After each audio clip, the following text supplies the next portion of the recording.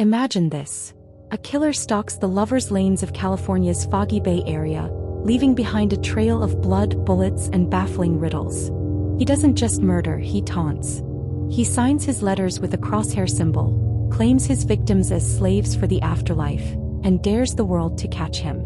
For over 50 years he's evaded capture, becoming the phantom who inspired movies, memes, and endless nightmares. What if I told you this monster could be your neighbor?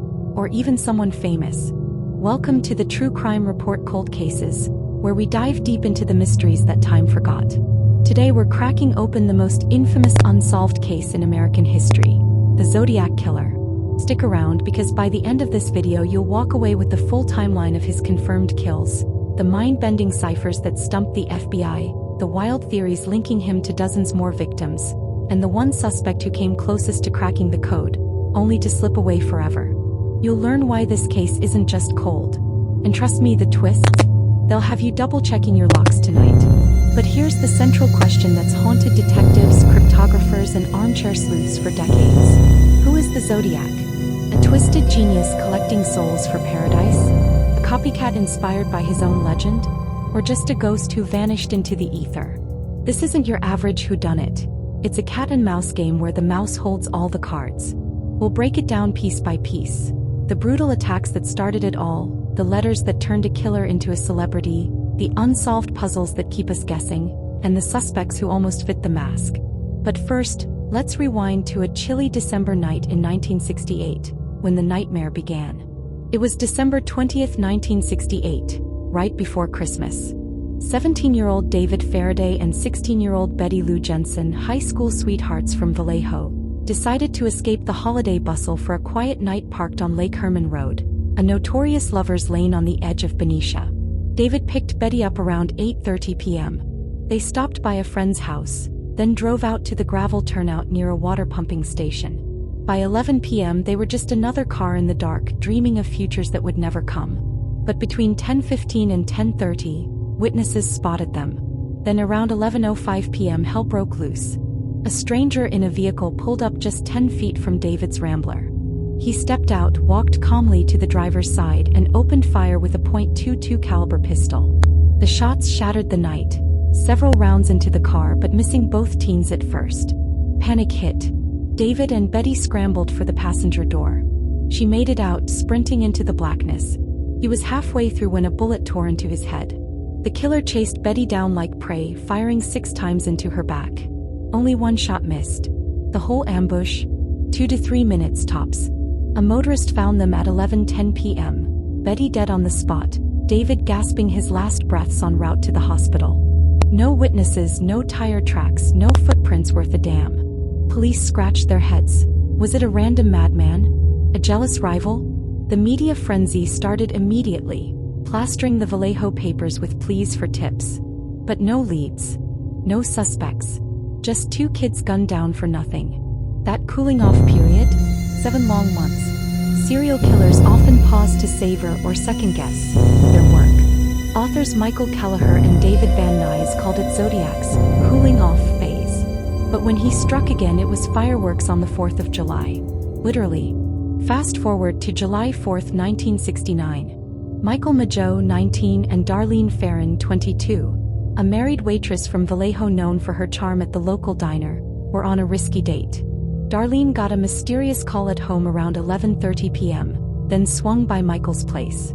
By midnight, they were cruising toward another lover's lane, the parking lot at Blue Rock Springs Park, just 2 miles from Lake Herman Road. But they weren't alone. A light-colored car tailed them. Darlene sped up, veered into the lot, and parked 70 feet from the entrance. Maybe stalled, maybe on purpose. 80 feet away, another car pulled up.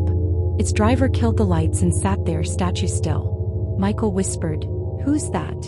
Darlene, cool as ice, said, "Don't worry." The stranger gunned it away. 5 minutes later, he was back. This time he parked inches from Michael's door, stepped out, and flashed a light right into their eyes. Thinking cop, they rolled down the window. No words. Just a 9mm Luger barking fire. First shot, Michael's arm. Second, Darlene's neck. Michael clawed at the door, handle gone or yanked off. The killer vanished to his car, fiddled with something unseen, then returned for round 2, 2 more bullets each. Chaos. The gunman sped off. A golf course caretaker heard the pops around 12:10 a.m. 3 teens stumbled on the scene minutes later, screaming for help. Cops arrived at 12:20. Darlene was pronounced dead at Kaiser Hospital by 12:40. Michael survived, barely, describing a heavy-set white guy 5 feet 8 inches, 195 to 200 pounds, curly light brown hair, dark clothes. No glasses. But the real bombshell? Moments after, a payphone 2 blocks from Vallejo PD headquarters rang. A male voice. "I want to report a double murder. If you go 1 mile east on Columbus Parkway to the public park, you'll find kids in a brown car. They were shot with a 9mm Luger. I also killed those kids last year. Goodbye." The voice linked the attacks and vanished. Darlene's death sparked whispers. Did she know her killer? Friends told author Robert Graysmith she had a stalker named Richard. A 1966 photo showed her with a man eerily like the Zodiac sketch from later crimes. Michael flipped-flopped. First, no idea. Later, his name was Richard. And that chase? Some say Darlene led them there on purpose. The Zodiac would later call her just the girl in letters.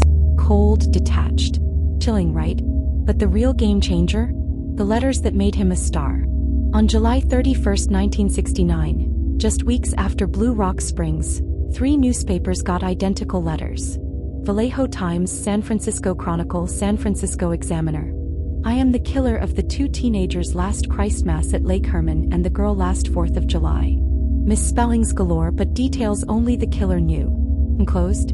Thirds of a 408-symbol cipher, the Z408. "In this cipher is my identity. Demand, print it front page or cruise around all weekend killing lone people. Until I end up with a dozen people over the weekend." Panic. The Chronicle ran its piece inside on August 2nd. Chief Jack Stilts doubted it. "Send more facts." August 4th. Another letter to the Examiner. "Dear Editor, this is the Zodiac speaking. Boom, persona born. He spilled gore. How he taped a flashlight to his gun for Lake Herman. The exact shots on Michael. The caretaker's description. When they do crack it, they will have me. Enter Donald and Betty Harden, a Salinas couple. Not pros, just puzzle fans." August 5th. Cracked in days. Betty guessed kill as a crib. The decode? Pure madness. "I like killing people because it is so much fun. Man is the most dangerous animal. When I die I will be reborn in paradise and all the I have killed will become my slaves. I will not give you my name because you will try to slow down or atop my collection of slaves for my afterlife. No name but a motive. Slave collecting for the afterlife, cribbed from The Most Dangerous Game." A Vacaville psychiatrist profiled him. Brooding, isolated, murder over sex as inadequacy. Ego trip? Absolutely. And it was just starting. September 27, 1969. Pacific Union College students Brian Hartnell, 20, and Cecilia Shepard, 22, picnicked on a sandspit island at Lake Berryessa, Napa County. Around 4 p.m. Cecilia spotted him. A man in a black executioner's hood, clip-on shades, bib stamped with that crosshair symbol. .45 in hand. Story? Escaped convict, killed a guard, needs car and cash for Mexico. Pre-cut plastic clothesline out. Cecilia ties Brian, too loose. He reties her tighter. Brian thinks robbery. Then knife. 6 stabs for him, 10 for her. He hikes 500 yards to Knoxville Road, leaving prints. On Brian's Carmen Gia door? Black marker. Vallejo December 20th 68/July 4th 69/September 27-69-6:30 by knife. Tally of kills. Screams draw a fisherman. Brian chews Cecilia free, she unties him. Rangers arrive. Napa deputies Dave Collins and Ray Land rush in. Cecilia describes 6 feet 200 pounds. She comas out en route to Queen of the Valley Hospital. Dies September 29th. Brian survives, sketches the hood for the press. Earlier sightings. A dentist saw a heavy-set lurker. 3 women sunbathing ID'd him pre-hood, composite matches. From the scene, Zodiac calls Napa sheriffs from a car wash payphone at 7:40 p.m. Report a murder. No, double murder. Doesn't hang up. Reporter Pat Stanley finds it off hook. Palm print? Useless. October 11, 1969, 9:40 p.m. downtown San Francisco. Zodiac hails cabbie Paul Stein, 29, a doctoral student moonlighting. Destination, Presidio Heights. At Washington and Maple, one more block. Washington and Cherry, 9:55 p.m. Single .38 to the head. Wallet, keys snatched. 3 teens across the street watch in horror. Streetlight bathes his face. He wipes the cab, rifles Stein's pockets. Partial right-hand prints left behind. Kids call as Fiddy, husky white man, dark jacket. Dispatcher flubs, suspect black. 2 patrols spot a white guy in darks heading to the Presidio. Pull up, seen anything? He lies smooth, guy with a gun headed east. They peel out. Zodiac later claims he was that witness. Stein DOA. Canvas yields nada, he probably drove off. But October 13th? Bloody swatch of Stein's shirt to the Chronicle. Boast watched the search. Threat. School bus tire shot, kids picked off as they crawl out. Teens composite, familiar face. Officers sketch, the liar they let walk. Dramatic irony. Detectives Bill Armstrong and Dave Toschi take over. Toschi fills 8 cabinets with suspects, calls it an ego game. A weekend killer menial job blends in, smart but sloppy with spells. In 1978, Toschi's caught faking fan mail, demoted but cleared of hoax letters. Shocking, right? The hunter becomes the hunted. From 1969 to 1974, letters flood in. Postmarked San Francisco, Pleasanton. This is the Zodiac speaking. 4 ciphers. Z408 solved 69, Z340 cracked 2020 by codebreakers David Orenchak, Sam Blake, Jarl Van Eyck. 650,000 tries via A's decrypt. Message: I hope you are having lots of fan. I am not afraid of the gas chamber back us, it will send me to paradise. Enough slaves to work for me. Z13? My name is, maybe, Alfred E. Newman, or Dr. Ida Torpedo. Z32? Bomb map on MT Diablo. Radiance hint aligns attacks but no bomb. Bomb diagrams, Halloween cards. Peekaboo, you are doomed to Paul Avery. 13-hole punch card in blood. Claims 37 kills by 74, including Sherry Joe Bates. 1966 Riverside stab, Timex watch, confession letter. Exorcist letter. Praises the film. Me equals 37, Zikity equals 0. Suspect victims? Raymond Davis, 1962 cabbie taunt. Domingos/Edwards, 1963 beach sniper, pre-cut ropes. Swindles, 1964 honeymoon shots. Molina/Rodriguez, 1967 abduction. Hood/Garcia, 1970 beach stabs. Kathleen Johns, 1970 kidnapping. I'm going to kill you. Ray Tick, 1970 cop shot. Donna Lass, 1970 Tahoe vanish. Skull ID 2023. Even Santa Rosa hitchhikers astrological kills. 2,500 probed. Half dozen credible. Prime. Arthur Leigh Allen, teacher sex offender, died 92. Watches, shoes, typewriter matched. Denied it. Search 20 years, DNA negative. Others. Earl Van Best Jr., Gary Post, Giuseppe Bevilacqua, Lawrence Kane, Paul Dorr, Richard Gaikowski, Richard Marshall. Silence after 74. Multiple personalities. Per psychiatrist David Van Nuys. SFPD inactive 04, reopened 07. FBI ongoing. 2018 G-Match bust. Vallejo, Napa, Riverside open. The Zodiac didn't just kill 5, he murdered certainty itself.